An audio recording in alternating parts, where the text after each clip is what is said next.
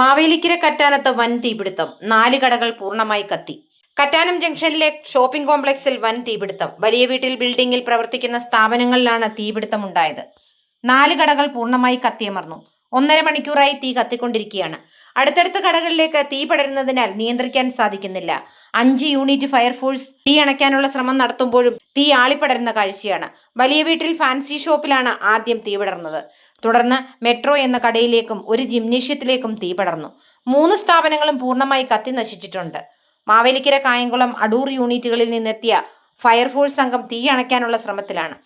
ശാസ്താംകോട്ട, കരുനാഗപ്പള്ളി യൂണിറ്റുകളും ഉടൻ തന്നെ സ്ഥലത്തേക്ക് എത്തിച്ചേരും. കടകളുടെ സമീപത്തേക്ക് അടുക്കാൻ പറ്റാത്ത തരത്തിൽ തീ പടരുകയാണ്. തീപിടുത്തത്തിനുള്ള കാരണം വ്യക്തമല്ല. ആളപായം ഉണ്ടോ എന്നും വ്യക്തമല്ല. 2 മണിക്കൂറായി അടൂർ കായംകുളം റോഡിലെ ഗതാഗതം സ്തംഭിച്ചിട്ടുണ്ട്. മന്ത്രി M Liju, Mavelikkara MLA MS Arunkumar എന്നിവർ സംഭവ സ്ഥലത്തേക്ക് എത്തിയിട്ടുണ്ട്. വൻ ജനക്കൂട്ടമാണ് രാത്രി 10 മണിക്കും ഇവിടെ തടിച്ചുകൂടിയിട്ടുള്ളത്.